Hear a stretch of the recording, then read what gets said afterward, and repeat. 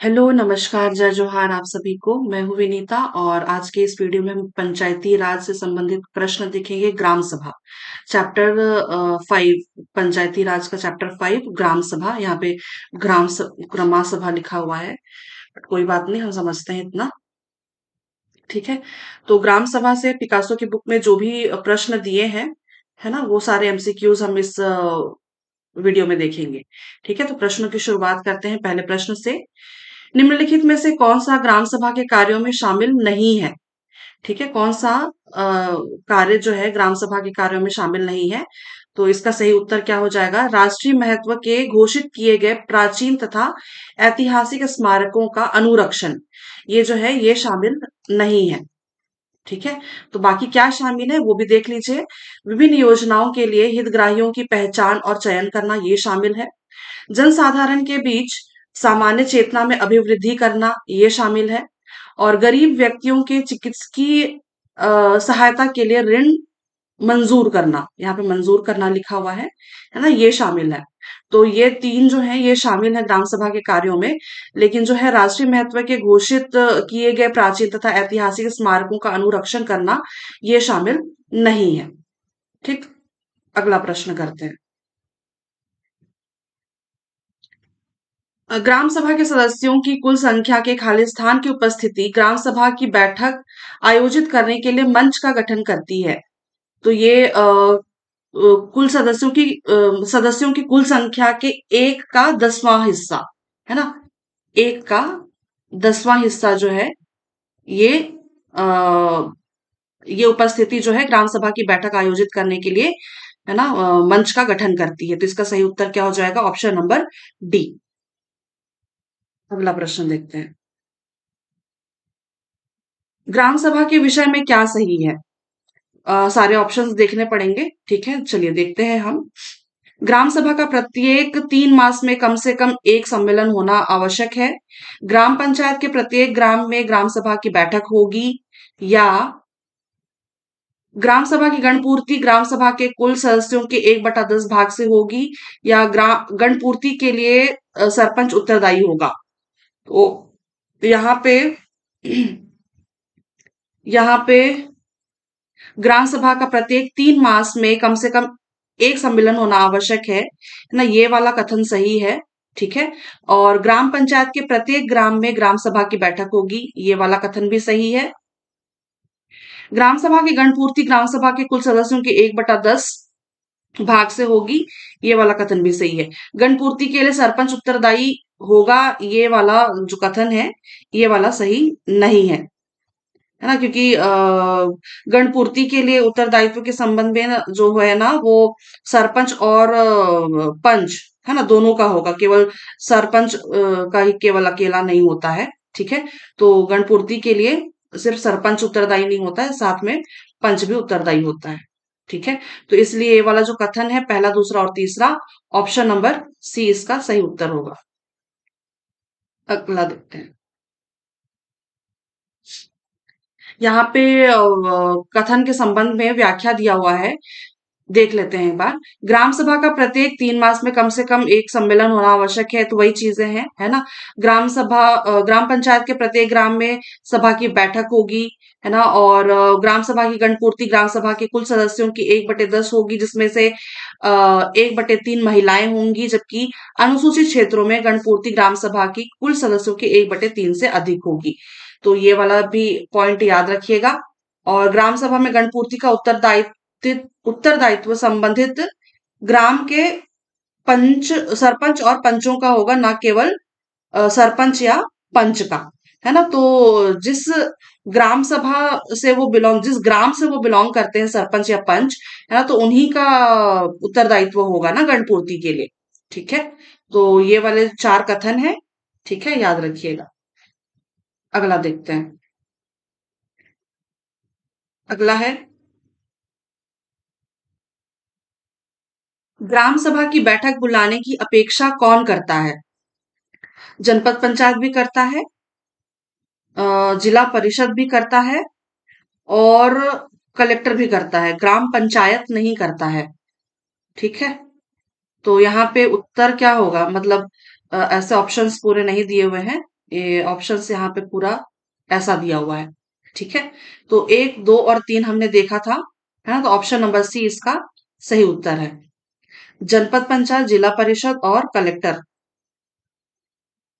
अगला देखते हैं। अगला है, ज़ूम करके देखती हूँ अगर हो जाता है तो। चलिए,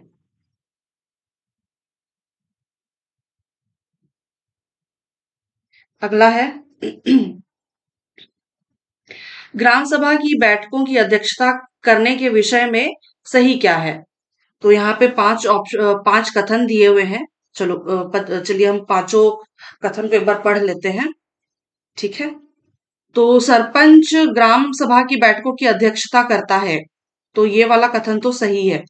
ठीक है, सरपंच जो है ग्राम सभा की बैठकों की अध्यक्षता करता है। सरपंच की अनुपस्थिति में उप सरपंच ग्राम सभा की बैठकों की अध्यक्षता करता है, तो ये वाला कथन भी सही है है ना?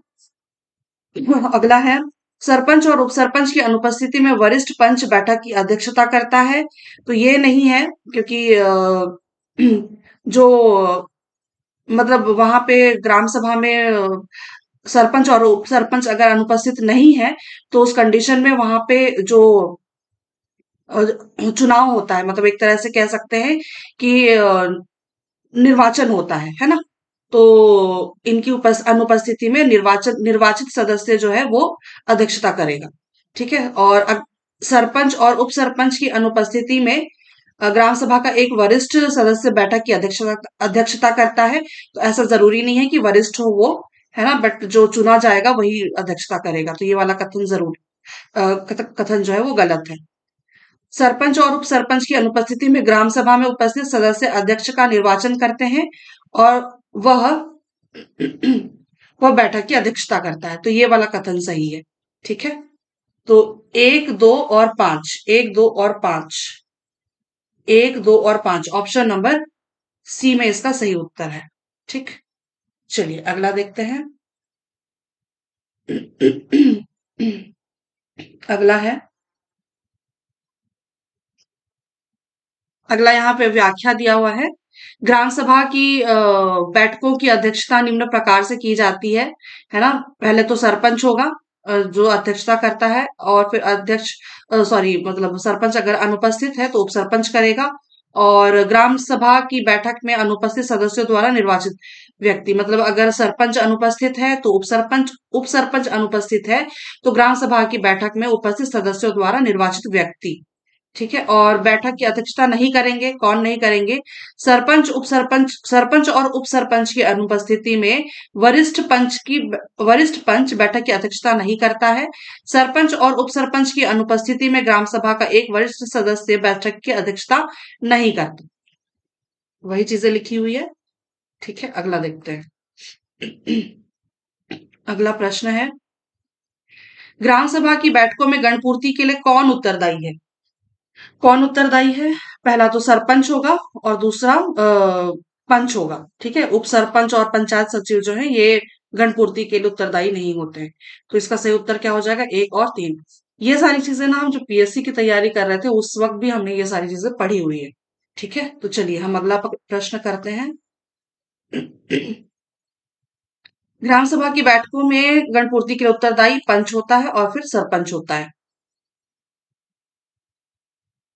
छत्तीसगढ़ पंचायती राज अधिनियम 1993 के तहत कौन सार्वजनिक अधिसूचना द्वारा इस अधिनियम के प्रयोजनार्थ गांव या गांवों के समूह को गांव के रूप में निर्दिष्ट करेगा? तो इसका सही उत्तर क्या होगा? राज्य के राज्यपाल। अगला है, 2004 में संशोधित छत्तीसगढ़ पंचायती राज अधिनियम 1993 की धारा 6 के अनुसार एक ग्राम सभा का आयोजन वर्ष के प्रत्येक 3 महीने में कितनी बार करना चाहिए?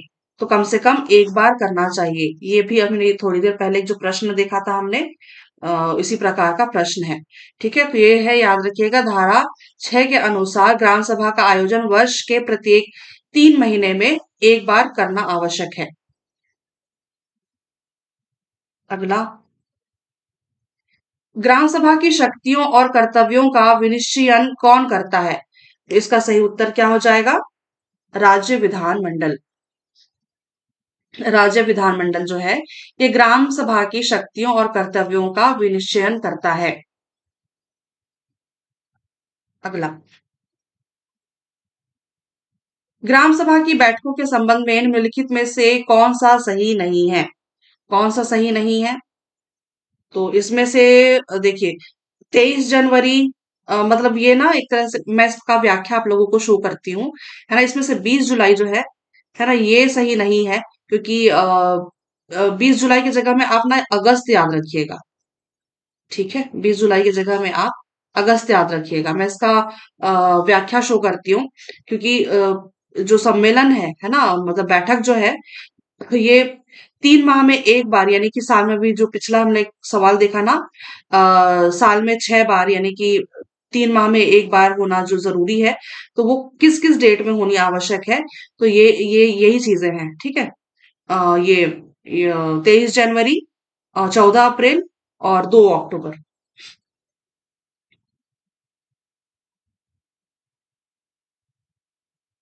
व्याख्या यहाँ पे दिया हुआ है ना। प्रत्येक 3 माह में एक बार, एक साल में 6 बार, 6 महीने में मैंने बोला था क्या? 3 माह में एक बार, एक साल में 6 बार, निम्न अनिवार्य सम्मेलन होना आवश्यक है। तो 23 जनवरी, 14 अप्रैल, 20 अगस्त और 2 अक्टूबर। जून माह में सुझाई गई तारीख, तिथि को नवंबर माह में सुझाई गई तिथि को, ये क्या लिखा हुआ है? जून माह में सुझाई गई तिथि को और नवंबर, अच्छा ओके, जून माह में अगर सम्मेलन हो रहा है, बैठक हो रहा है, तो जून माह में जो डिसाइड करेगा ग्राम सभा, उस डेट में होगी, और नवंबर माह में भी जो डेट वो लोग डिसाइड करेंगे, उसी डेट में बैठक होगी। ठीक है, तो ये सुझाई गई तिथि को, और जून माह में सुझाई गई तिथि को 5वां, और मतलब नवंबर माह में सुझाई गई तिथि को 6वां। तो ये 6 बार जो होता है ना बैठक, ये वो डेट लिखी हुई है। लेकिन ये जो डेट है, 23 जनवरी, 14 अप्रैल, 20 अगस्त और 2 अक्टूबर, इस डेट को होना अनिवार्य है। ठीक है, और इस डेट को, अच्छा, ये डेट इसलिए इम्पोर्टेंट है, मतलब ये डेट, इसी डेट को ही बैठक क्यों होना है ना, इसका भी एक रीजन है। क्या रीजन है? 23 जनवरी को क्या नाम, नेताजी सुभाष चंद्र बोस, है ना, सुभाष चंद्र बोस, है ना, इनका जन्मदिन है ना, बर्थ डेट, है ना, बर्थ डेट है इनका। तो 23 जनवरी को सुभाष चंद्र बोस का के जन्मदिन के अवसर पर ये सम्मेलन होता है ना, और क्या इसको पराक्रम दिवस कहते हैं? पराक्रम दिवस के रूप में मनाते हैं। ठीक है, इसलिए ये 23 जनवरी वाला डेट है। और 14 अप्रैल, 14 अप्रैल को ये क्या नाम, अंबेडकर जयंती, अंबेडकर जयंती है 14 अप्रैल को। और 20 अगस्त को क्या है? 20 अगस्त को ये क्या नाम, सद्भावना दिवस,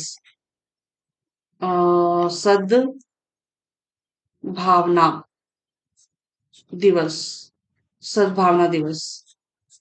ये इस दिन ये क्या नाम, राजीव गांधी, है ना, उनका जन्मदिन, राजीव गांधी। ठीक है, बाकी ये 2 अक्टूबर तो सभी को पता है ना। तो चलिए, अगला प्रश्न करते हैं। अगला प्रश्न है, ग्राम सभा की आपात बैठक की सूचना कितने दिन पूर्व देना अनिवार्य है? तो आपात बैठक की सूचना 3 दिन पहले देना अनिवार्य है। ठीक है, 3 दिन पहले देना अनिवार्य है। अगला है, ग्राम सभा की बैठक के संदर्भ में कौन सी तिथि सही नहीं है? अभी देखा हमने, है ना, 20 जुलाई, है ना, क्योंकि 20 अगस्त है, जुलाई नहीं है। ग्राम सभा का सम्मेलन निम्न तिथियों को होता है: 23 जनवरी, 14 अप्रैल, 20 अगस्त, 2 अक्टूबर, जून माह और नवंबर माह में सुझाई गई तिथि को। अगला प्रश्न करते हैं। छत्तीसगढ़ में आदिवासी बहुल पंचायतों में हर 3 महीने में ग्राम सभा की कम से कम कितनी बैठक के आयोजित होनी चाहिए? तो इसका सही उत्तर क्या है? एक बैठक जो होना जो जरूर एक बैठक होना जरूरी है। वही वही प्रश्न है ना? और आसान प्रश्न है। अगला देखते हैं। अगला है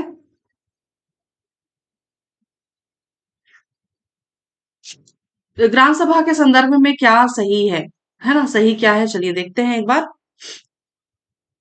ग्राम सभा की बैठकों की अध्यक्षता सरपंच करेगा। ये भी प्रश्न हमने किया हुआ है ना? ये हाँ किया हुआ है। चलिए फिर भी देख लेते हैं। है ना? ग्राम सभा की बैठकों की अध्यक्षता सरपंच करेगा। सरपंच की अनुपस्थिति में उप सरपंच बैठक की अध्यक्षता करेगा। ये भी कथन सही है। सरपंच और उप सरपंच की अनुपस्थिति में ग्राम पंचायत का वरिष्ठ पंच बैठक की अध्यक्षता करेगा। ये कथन गलत है। सरपंच और उप सरपंच की अनुपस्थिति में ग्राम सभा का वरिष्ठ सदस्य बैठक की अध्यक्षता करेगा। ये कथन भी गलत है। और पंच और उप सरपंच की अनुपस्थिति में बैठक में उपस्थित सदस्यों के बहुमत से चुना गया ग्राम सभा का सदस्य बैठक की अध्यक्षता करेगा। ये वाला कथन सही है। और पंच सरपंच और उप सरपंच की अनुपस्थिति में महिला पंच बैठक की अध्यक्षता करेगी। ये वाला भी कथन गलत है। तो एक, दो और पांच इसका सही उत्तर है। अगला प्रश्न करते हैं।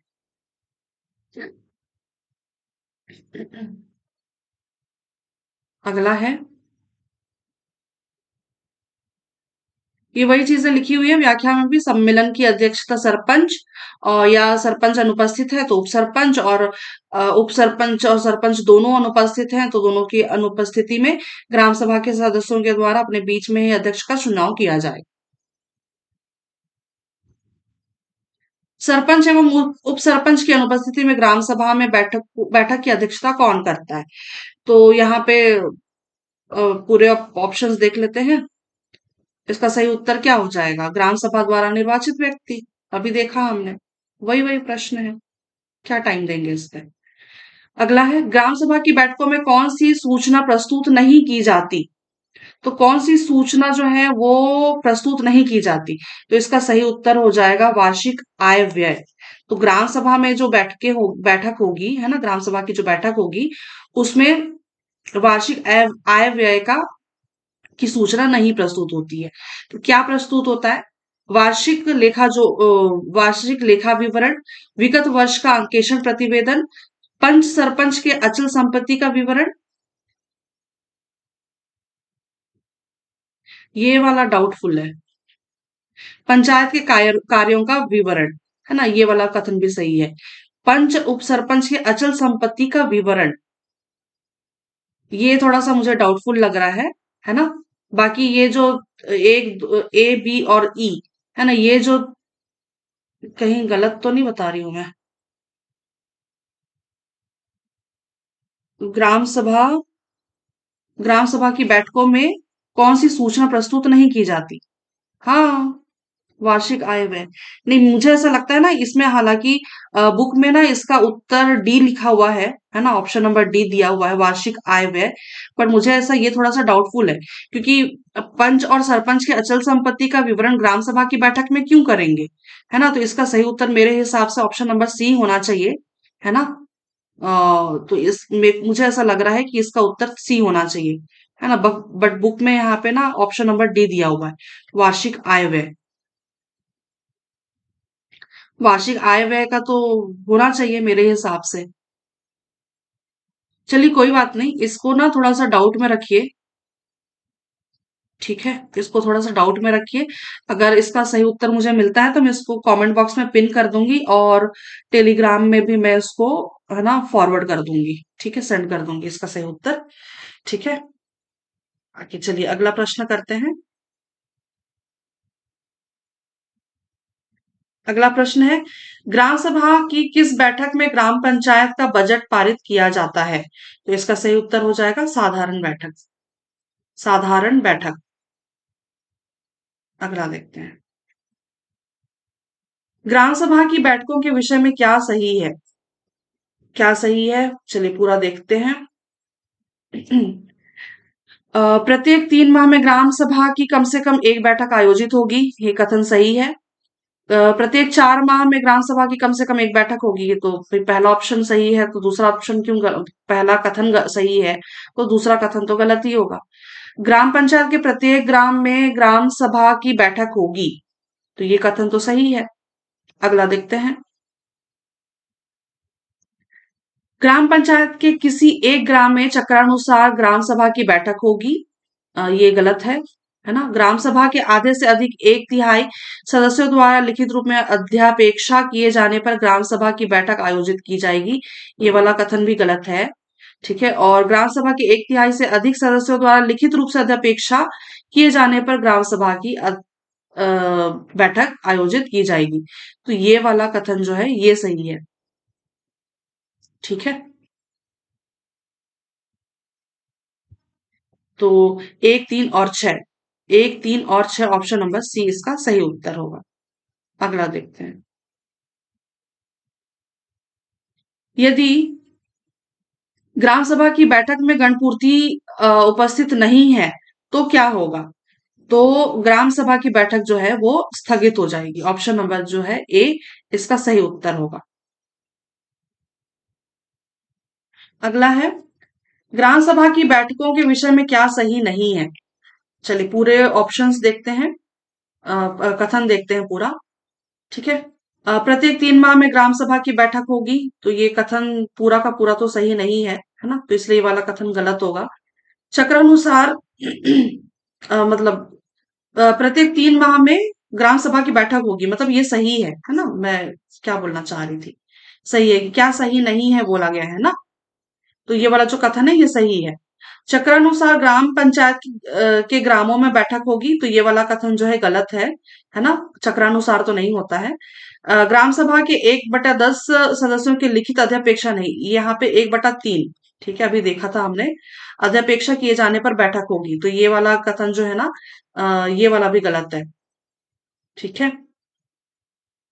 और है जनपद पंचायत के निर्देश पर ग्राम सभा की बैठक 20 दिन की अवधि के भीतर होगी। तो ये वाला जो है ना, ये वाला भी गलत है। तो क्या सही नहीं है पूछा गया था। तो ये सही नहीं है। 2 नंबर, 3 नंबर और चार चार, है ना। तो 2, 3 और 4, ये ऑप्शन नंबर 20 का सही उत्तर होगा। अगला देखते हैं। अगला है, ग्राम सभा की बैठकों के विषय में क्या सही है? ग्राम सभा की बैठकों के विषय में क्या सही है? तो चलिए देखते हैं पूरे कथन। नगर पंचायत बैठक बुलाने के लिए कह सकता है। तो ये तो सरासर गलत है। जनपद पंचायत बैठक बुलाने के लिए कह सकता है, हाँ बिल्कुल कह सकता है। कलेक्टर बैठक बुलाने के लिए कह सकता है, हाँ बिल्कुल कह सकता है। सरपंच बैठक बुलाता है, बिल्कुल बुलाता है। यदि ग्राम सभा के 1/4 सदस्य लिखित रूप, ये वाला कथन जो है ये गलत है। ठीक है, अभी देखा था हमने 1/3। तो 2, 3 और 4, ऑप्शन नंबर बी इसका सही उत्तर होगा। अगला देखते हैं। छत्तीसगढ़ पंचायती राज अधिनियम 1993 की धारा 1900 100 सॉरी मतलब 1993 की धारा 129 ख यानी कि बी, ठीक है, के अनुसार ग्राम सभा की बैठकों की गणपूर्ति में महिलाओं का प्रतिशत कुल सदस्यों का कम से कम कितना होता है? तो इसका सही उत्तर क्या होगा? 1/3, एक तिहाई हिस्सा। अगला देखते हैं। अगला है, किसी ग्राम सभा की गणपूर्ति के विषय में क्या सही है? ठीक है, गणपूर्ति के बारे में बोला गया है। ऑप्शंस देखते हैं। कथन दिया हुआ है यहाँ पे, ग्राम सभा की कुल संख्या का 1/10 गणपूर्ति के विषय में है। ये कथन सही है। ग्राम सभा की कुल संख्या का 1/3 ये गलत है। ग्राम सभा की कुल संख्या का 1/2 ये भी गलत है। ग्राम सभा की ग्राम सभा में उपस्थित संख्या में 1/10 महिला, 1/10 नहीं 1/3। ग्राम सभा ग्राम सभा में उपस्थित संख्या में 1/3 है ना। तो ये वाला सही है। ग्राम सभा सभा में उपस्थित संख्या में 1/3 महिला, गलत है। सरपंच और सरपंच और पंच गणपूर्ति के लिए जवाबदेही होते हैं। तो ये वाला कथन भी सही है। तो कौन कौन सा सही हो गया अपना? 1 सही है, 5 सही है और 7 सही है। 1, 5, 7, ऑप्शन नंबर डी इसका सही उत्तर होगा। अगला देखते हैं। अगला दिया हुआ है, प्रश्न है ग्राम सभा के विषय में क्या सही नहीं है। ठीक है, क्या सही नहीं है, चलिए देखते हैं। ग्राम सभा की बैठकों में 1/10 गणपूर्ति आवश्यक है, ये कथन तो सही है ना। और ग्राम सभा की बैठकों में 1/3 महिलाओं की उपस्थिति आवश्यक है, सही है। गणपूर्ति के लिए सरपंच और पंच उत्तरदायी हैं, ये सही है। गणपूर्ति ना होने पर ग्राम सभा की बैठक स्थगित की जा सकती है, ये सही है। और स्थगित सम्मेलन में गणपूर्ति आवश्यक है, ये कथन गलत है। ठीक है। और स्थगित सम्मेलन में गणपूर्ति न होने पर भी बजट पारित किया जा सकता है, ये वाला भी गलत है। स्थगित सम्मेलन में गणपूर्ति न होने पर भी लेखा संपरीक्षा प्रतिवेदन पारित किया जा सकता है, ये कथन गलत है। अगला है, नीचे क्या दिया हुआ है अगला, यदि ग्राम सभा की लगातार 5 बैठकों में गणपूर्ति ना हो तो सरपंच को पदच्युत किया जा सकता है, तो ये वाला कथन तो सही है। ठीक है, तो कौन कौन सा अपना जो कथन, हमें क्या पूछा गया है, क्या सही नहीं है ना। तो 5 सही नहीं है, 6 सही नहीं है और 7 सही नहीं है। ठीक है, तो 5, 6 और 7, 5, 6 और 7, ऑप्शन नंबर डी इसका सही उत्तर है। ठीक, अगला देखते हैं। अगला है, ग्राम सभा की बैठकों में गणपूर्ति के लिए कौन उत्तरदायी नहीं है। तो आ, गणपूर्ति के लिए कौन उत्तरदायी नहीं है, गणपूर्ति के लिए कौन उत्तरदायी नहीं है इसका, हाँ उपसरपंच। लेकिन यहाँ पे ऑप्शन थोड़े से अजीब से नहीं दिए हुए हैं, आप लोगों को नहीं लग रहा है ना। सरपंच और पंच तो उत्तरदायी हैं, है ना। तो ऑप्शंस यहाँ पे सरपंच भी दिया हुआ है, पंच भी दिया हुआ है, सरपंच और पंच दोनों दिया हुआ है ऐसे। ठीक है, तो मेरे हिसाब से वैसे क्लियरली इसका सही एक्यूरेट इसका उत्तर हालांकि यही होना होगा, है ना। उप सरपंच जो है वो किसी भी तरह से गणपूर्ति के लिए उत्तरदायी नहीं होता है ना। बट यहाँ पे ऑप्शंस थोड़े से अजीब से दिए हुए हैं, बट यहाँ पे जो एक्यूरेट आंसर होगा वो उप सरपंच होगा। ठीक है, ऑप्शन नंबर सी। अगला है, निम्न में से कौन सा सही है, कौन सा सही है, चलिए देखते हैं। सरपंच अपने पद के लिए अनर्ह हो सकता है, यानी कि योग्यता, है ना। यदि वह वह ग्राम सभा की बैठकों में गणपूर्ति नहीं करा पाता, है ना। तो ये वाला जो है ये सही है ना। वह लगातार 3 सभा में गणपूर्ति नहीं करा पाता, ठीक है, तो ये वाला भी सही है। 2 और बैठकों में उसे गणपूर्ति का अवसर दिया जाता है, यानी यदि वो नहीं गणपूर्ति नहीं करा पाता है तो 2 बैठक और दिए जाते हैं गणपूर्ति के लिए। ठीक है, यदि वह ग्राम सभा की बैठक नियमित रूप से नहीं बुलाता, है ना, तो वो मतलब क्या अनर्ह मतलब क्या कहना चाहिए, आ,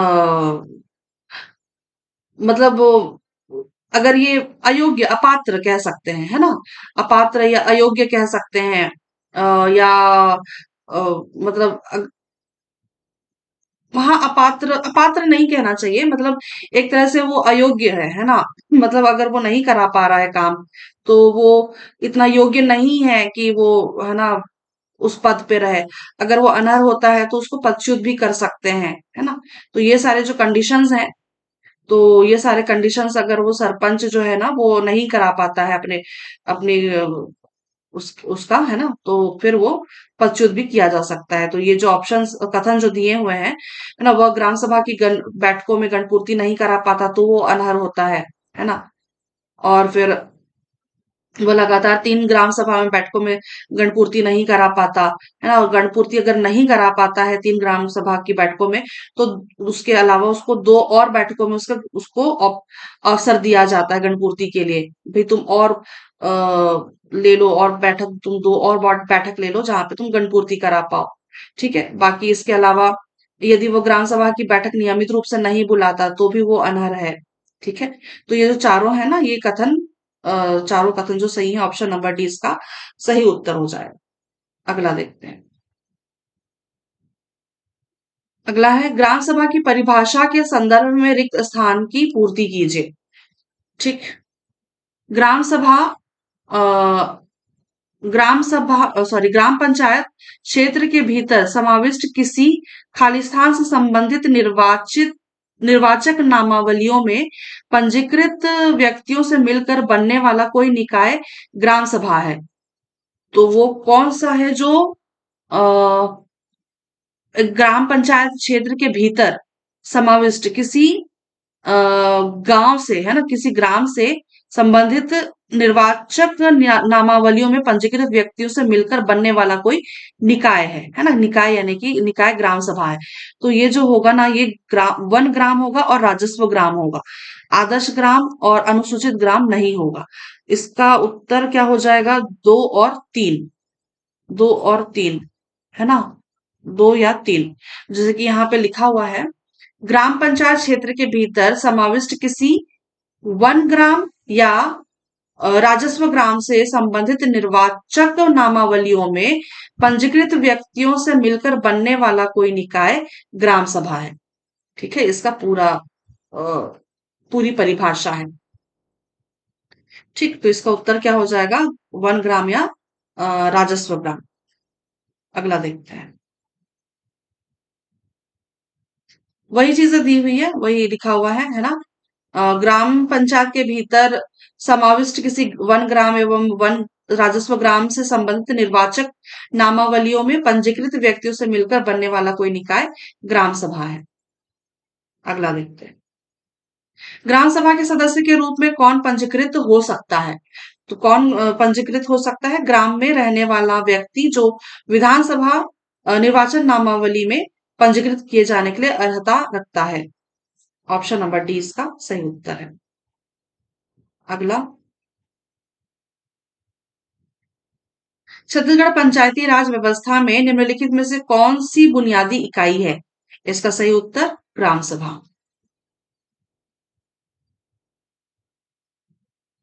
अगला है, वार्षिक कार्य योजना हितग्राहियों का चयन, वार्षिक बजट, लेखा तथा प्रशासनिक प्रतिवेदन का प्रस्ताव ग्राम सभा पारित कर सकती है यदि, यदि यहाँ पे तो जूम आउट भी नहीं हो रहा है।